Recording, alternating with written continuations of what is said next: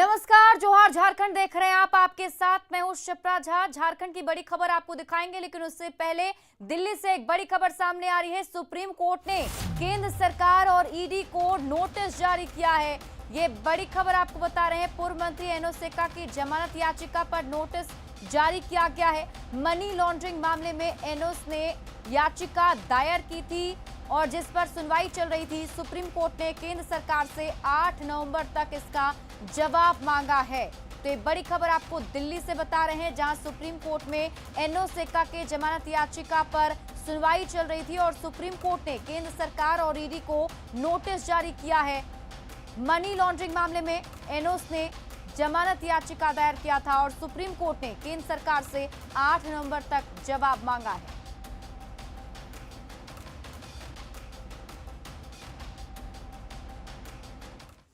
BJP की राष्ट्रीय जनजातीय समिति की बैठक में जनजातीय समुदाय के सर्वांगीण विकास को लेकर चर्चा की गई। वहीं झारखंड के साथ ही छत्तीसगढ़ में भी जनजातीय समुदाय की उपेक्षा को लेकर प्रदेश सरकारों के खिलाफ हमला बोला गया।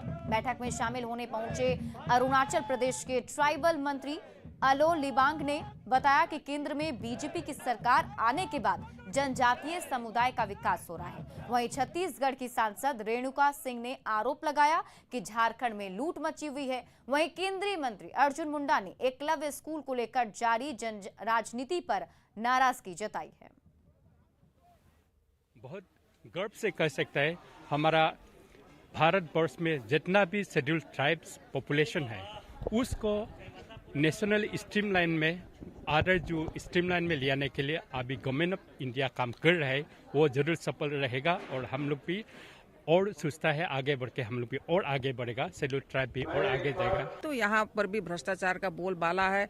बस दोनों हाथ से बस पैसा लूटने का काम चल रहा है। जो वादे यहाँ पर भी किए गए थे वो आज पूरी तरीके से झूठ साबित हुए हैं और लोग यहाँ भारतीय जनता पार्टी को याद कर रहे हैं और इंतजार कर रहे हैं कि आने वाले समय में कब चुनाव हो। सरकार संवेदनशील नहीं है। जिस तरीके से अपने अनुसार मैंने सत्ता में रह करके किस तरीके से दोहन किया जाए उसी तरह के नीतियों पर काम करें। एकलव्य विद्यालय पर जिस तरह से अब जिस तरह से राजनीति लोग कर रहे हैं, राज्य सरकार को संवेदनशील होकर के उस पर काम करना चाहिए। बीजेपी अनुसूचित जनजातीय मोर्चा के राष्ट्रीय कार्य समिति की बैठक में शिक्षा, स्वास्थ्य और आदिवासियों को आत्मनिर्भर बनाने पर चर्चा की जा रही है। इस मौके पर झारखंड के बीजेपी एसटी मोर्चा के अध्यक्ष शिवशंकर उरांव ने कहा कि 2024 में राज्य में अनुसूचित जनजाति के लिए आरक्षित सभी 28 सीटों पर कमल खिलेगा। वहीं मोर्चा के राष्ट्रीय अध्यक्ष समीर उरांव ने कहा कि आदिवासियों के हित में केंद्र की मोदी सरकार काम कर रही है। पहली बार केंद्र में आदिवासी समाज से 8 मंत्री बनाए गए हैं। वहीं केंद्रीय जनजातीय मामलों के मंत्री अर्जुन मुंडा ने कहा कि झारखंड में केंद्र की योजनाओं को लेकर राजनीति हो रही है। एकलव्य विद्यालय का विरोध किया जा रहा है। झारखंड प्रदेश में 28 सीटें हैं अनुसूचित जनजातियों के लिए आरक्षित। हम सब ने निर्णय किया है, हम सब ने संकल्प लिया है अनुसूचित जनजाति मोर्चा के हम सभी साथी कि आने वाले 2024 के चुनाव में 28 के 28 सीटों को हम जीतेंगे और वो इतिहास बनाएंगे। हम कह सकते हैं कि यह भारतीय जनता पार्टी जनजाति विकास के लिए सोचती है, योजना करती है और उनको लाभ पहुंचाने के लिए काम कर रही है। हर ब्लॉक में हम एकलव्य मॉडल स्कूल भारत सरकार के माध्यम से कर रहे हैं। नीतिगत रूप से फैसला हुआ है, लेकिन यहाँ के लोग इस राज्य में किस तरह की राजनीति कर रहे हैं कि हम एकलव्य विद्यालय यहाँ बनने में। अब वो एकलव्य विद्यालय में कहाँ के विद्यार्थी पढ़ेंगे? जब हर ब्लॉक में बन रहा है तो उस ब्लॉक के बच्चे वहां पढ़ेंगे। पर यहाँ राजनीति क्या हो रही कि हम यहाँ एकलव्य विद्यालय नहीं बनने देंगे, कहीं और बनाइए, कहीं और लेके जाइए। शिक्षा वहां के बच्चों को चाहिए क्योंकि वो उन बच्चों में ही राष्ट्र छिपा है, उस बच्चे में ही देश का भविष्य छिपा है और आदिवासी समाज का वो भविष्य को आप नुकसान पहुंचाना। पाकुड़ के पाकुड़िया थाना क्षेत्र के खक्सा में अवैध पत्थर खदानों में एसडीओ ने औचक छापेमारी की। इसमें विस्फोटकों का जखीरा समेत 3 ट्रैक्टर और ड्रिलिंग मशीनें जब्त की गई हैं। टीम ने जब्त सामान को पाकुड़िया थाना पुलिस के हवाले कर दिया है। एसडीपीओ पंकज कुमार साव ने बताया कि पाकुड़िया प्रखंड के खक्सा, गोलपुर समेत दूसरे इलाकों में काफी दिनों से अवैध खनन की शिकायतें लगातार मिल रही थीं। वहीं पुलिस ने माल पहाड़ी इलाके से विस्फोटक लदी एक गाड़ी को जब्त किया। इस मामले में एक व्यक्ति को गिरफ्तार किया गया है, जिससे पूछताछ की जा रही है। दुमका पुलिस ने वाहनों से लूटपाट करने वाले 2 अपराधियों को गिरफ्तार किया है। जिले के रामगढ़ थाना क्षेत्र के आम गांव के बुधवार की रात वाहनों से लूटपाट हुई थी। इसी मामले में 2 अपराधियों को गिरफ्तार किया गया। दोनों के पास से एक तमंचा, चोरी की बाइक और 4 मोबाइल समेत नगद रुपए बरामद किए गए। पुलिस दोनों का आपराधिक रिकॉर्ड भी खंगाल रही है। कर रहे हैं तो इसमें पता चलता है कि ये पहले भी केसेस में वांटेड होंगे, लेकिन अभी एग्जैक्टली जो केसेस का जो नंबर है वो हम लोग को अभी ज्ञात नहीं हो पाया है।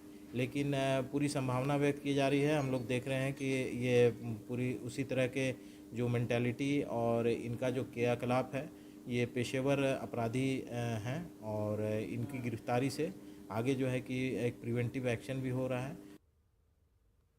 जमशेदपुर शहर के मानको नगर निगम के इलाके में बांस के पोल पर मौत दौड़ रही है। तुरिया बेड़ा, गारजाडी, बालीगुम और बगान एरिया का ये हाल है। इन इलाकों में बांस के सहारे बिजली की आपूर्ति हो रही है। ऐसे में कभी भी बड़ा हादसा हो सकता है।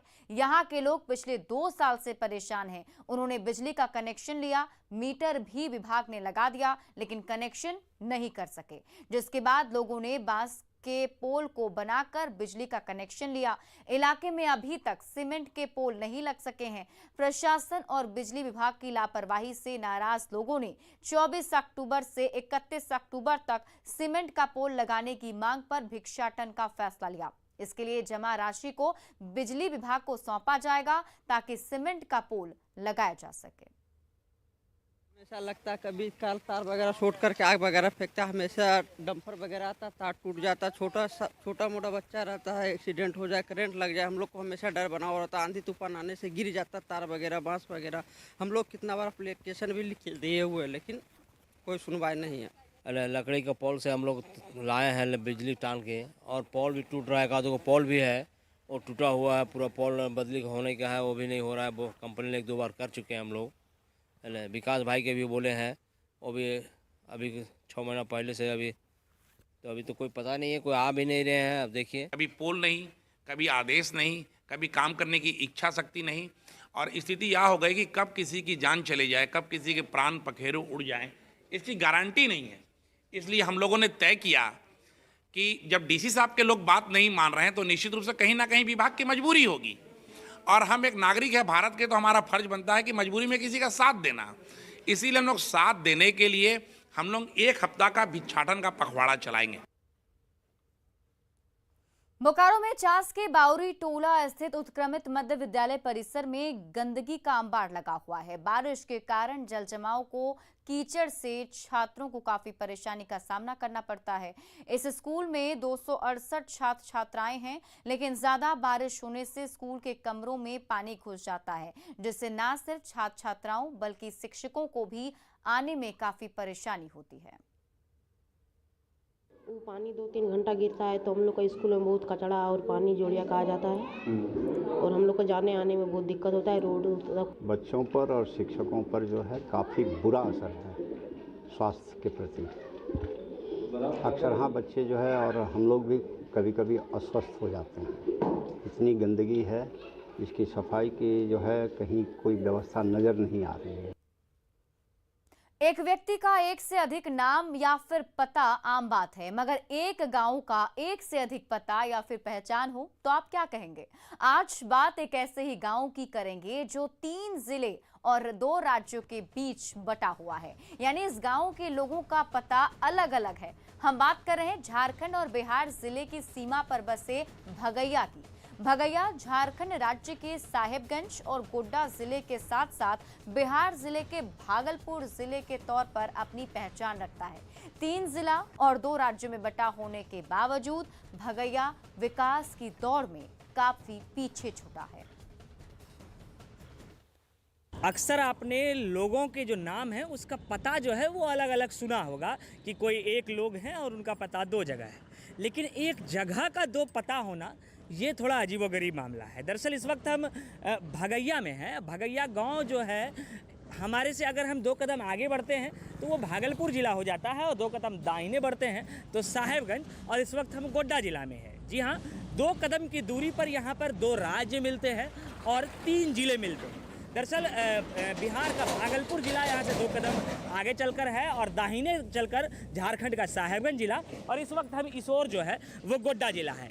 इस गली को अगर हम बात करें तो गली से इसोर अगर हम बात करें तो इसोर गोड्डा जिला है और उसोर जो है वो भागलपुर जिला है। हमारे साथ एक लोग हैं यहाँ पर, हम उनसे बात कर लेते हैं क्योंकि वो अपने बॉर्डर पर खड़े हैं। उनका कहना है कि हम उस पार जाएंगे तो गोड्डा हो जाएगा और उस साइड जो है वो भागलपुर जिला है। तो इनसे हम बातचीत कर लेते हैं और पूछ लेते हैं कि आखिर क्या मसला है। क्या नाम हुआ इसका?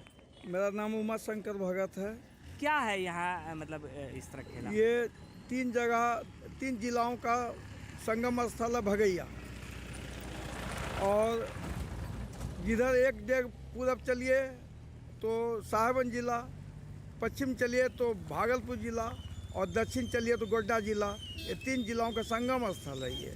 तो यहाँ सीमांकन जो इसका किया गया है वो उस आधार पे कुछ बॉर्डर वगैरह भी कुछ बनाया गया क्योंकि राज्य का नहीं, बॉर्डर पहले था यहाँ पर। अच्छा। अब वो बॉर्डर हट चुका है चौड़ीकरण के कारण। एक और लोग हैं हमारे साथ। आपका क्या नाम है? रोहित कुमार पंडित। कौन से जिला में आपका घर है? तो गोड्डा जिला में। जगह का नाम क्या है? जगह का यहाँ तो भगैया पड़ता है। तो भगैया का क्या स्थिति है? किधर से कहते हैं इधर जाते हैं तो भागलपुर, उधर साहेबगंज हो जाता है, क्या है? तो इस रूट में जाते हैं तो पड़ जाता है मिर्जा चौकी, और इधर से जाते हैं तो गोड्डा चले जाते हैं, इधर जाते हैं तो बाराहाट। मतलब हर एक कदम पर जिला बदलता है। तो जिस तरीके से इन्होंने बताया कि हर एक कदम पर, हर एक 2 कदम के बाद यहाँ जो जिला है वो अलग अलग बन जाता है। गौरव झा, न्यूज़ 18, गोड्डा। पलामू के मेदिनीनगर के जीएलए कॉलेज में नामांकन के दौरान अव्यवस्था का माहौल देखने को मिला। यहां सीटें कम हैं, लेकिन नामांकन के लिए आए छात्रों की संख्या 2 गुनी से भी ज्यादा है, लिहाजा अफरा तफरी का माहौल देखने को मिला। कॉलेज में रात करीब 2 बजे से ही छात्रों की लाइन लगी रही और छात्र नामांकन खिड़की खुलने का इंतजार करते रहे। जब नामांकन खिड़की खुली तो छात्र मारामारी करते हुए भी दिखाई दिए। हम लोग 2 बजे से आए हुए हैं यहाँ पे एडमिशन के लिए, और यहाँ पे गेट नहीं खुल रहा था। यहाँ पे 10:30 बजे ला गेट खुला है।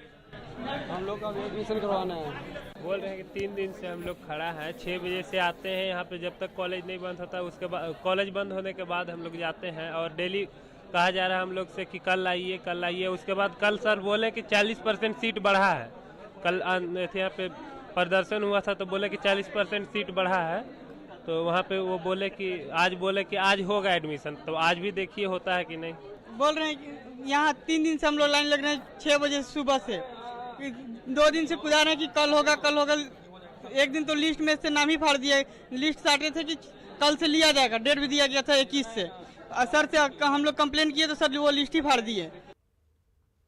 भारतीय रेल की दिल की धड़कन कहे जाने वाली Delhi Kolkata grand card line स्थित बिहार के गया से झारखंड के कोडरमा के बीच पड़ने वाली रेलवे की घाट सेक्शन एक ऐसा क्षेत्र है जहां रेल की पटरियां पहाड़ों के बीच से गुजरती है और पटरियों पर केसरिया रंग की शर्ट पहने व्यक्ति सुबह से शाम तक पटरियों के रास्ते घाट सेक्शन पर पड़ने वाले एक स्टेशन से दूसरे स्टेशन तक पटरी और सीमेंट के बने स्लीपर के बीच लगे एक एक लॉक के चाबी को चेक करते हैं।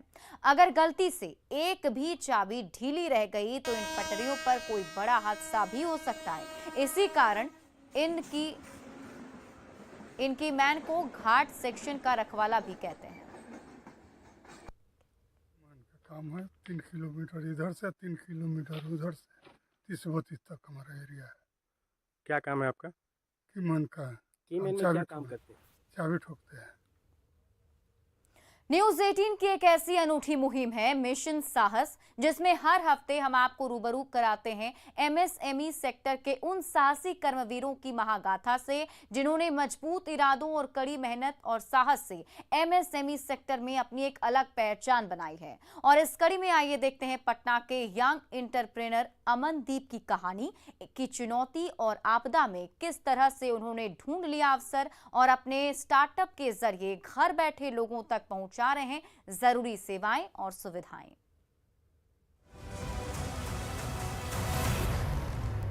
कोरोना ने बदली लाइफस्टाइल, अब सेफ्टी बन गई है प्रायोरिटी।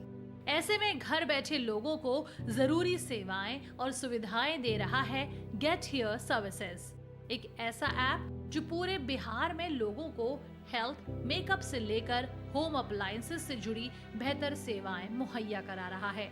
आज अपना स्टार्टअप चला रहे अमनदीप ने पढ़ाई के बाद जॉब ज्वाइन की थी। मैंने अपना बीटेक करने के बाद मैं पुणे में क्यू स्पाइडर के लिए as a test engineer position पे जॉब करता था। मैं पिछले 2 सालों तक वहाँ पे मैंने काम किया। कहते हैं जिनके अंदर कुछ बेहतर करने का इरादा होता है वो चुनौती और आपदा में अवसर ढूंढ लेते हैं, और कुछ ऐसा ही हुआ अमनदीप के साथ। कोविड के दौरान मैं होली में अपने घर आया था और होली के जस्ट कुछ दिनों बाद ही लॉकडाउन लग गई और मैंने एक ऐप डेवलप किया जिस ऐप का नाम है गेट हेयर सर्विसेज, जिसपे आपको घर बैठे ब्यूटिशियन मिल जाएगी, जैसे प्लम्बर हो गए, पेंटर हो गए, यहाँ तक कि आपका जो sample collection, blood sample collection है वो भी हम कलेक्ट करते हैं और लोगों को घर बैठे ही उसके रिपोर्ट उन्हें प्रोवाइड करवाते हैं। काम को बेहतर तरीके से आगे बढ़ाने के लिए अमनदीप ने जरूरी सर्विसेज और फीचर्स को अपने ऐप में शामिल किया और अपनी मजबूत टीम तैयार की। कुछ और भी दोस्त जो बाहर में रहते थे, मैंने उनको अपना आइडिया बताया और मैंने उन्हें कन्विंस किया और एक टीम क्रिएट करके मैंने गेट हेयर का स्थापना किया। कोरोना के मुश्किल दौर में स्टार्टअप को रफ्तार देना अपने आप में किसी चुनौती से कम नहीं था, लेकिन कड़ी मेहनत और बेहतरीन मार्केटिंग स्ट्रैटेजी के दम पर अमनदीप अपने स्टार्टअप को पहचान दिलाने में सफल रहे। शुरुआत में थोड़ी परेशानी आती है, लेकिन अपन उस पर काम किया। एक प्रॉपर वे में इस कंपनी को मैं लोगों के सामने रखा, लोगों को इसके बारे में जागरूक किया कि आप कैसे इस कोविड में कहीं गए हुए आप खुद के घर पे बैठे बैठे कैसे सर्विस ले सकते हैं। आप बुक कीजिएगा, हमारी जो सर्विस प्रोवाइडर है वो आपके घर जाएंगे और प्रॉपरली सब कुछ एक कोविड के प्रिकॉशन को लेते हुए वो आपको सर्विस देंगे। अमनदीप ने अपने स्टार्टअप के जरिए कई युवाओं को रोजगार से जोड़ा। आज अमनदीप का ये स्टार्टअप पूरे बिहार में अपनी जड़ें मजबूत कर चुका है। बिहार के साथ साथ झारखंड के 2 डिस्ट्रिक्ट, एक रांची और बोकारो में चल रही है और हमारा जो फ्यूचर प्लानिंग है कि इन चीज़ों को मैं पैन इंडिया पे ले जाऊंगा। बिहार में वोकल फॉर लोकल और स्टार्टअप का नया चेहरा बन चुके अमनदीप सही मायने में हर युवा के लिए प्रेरणा है, जो अपने हौसलों, कड़ी मेहनत, लगन और विजन से लिख रहे हैं निर्भर से आत्मनिर्भर होने की महागाथा।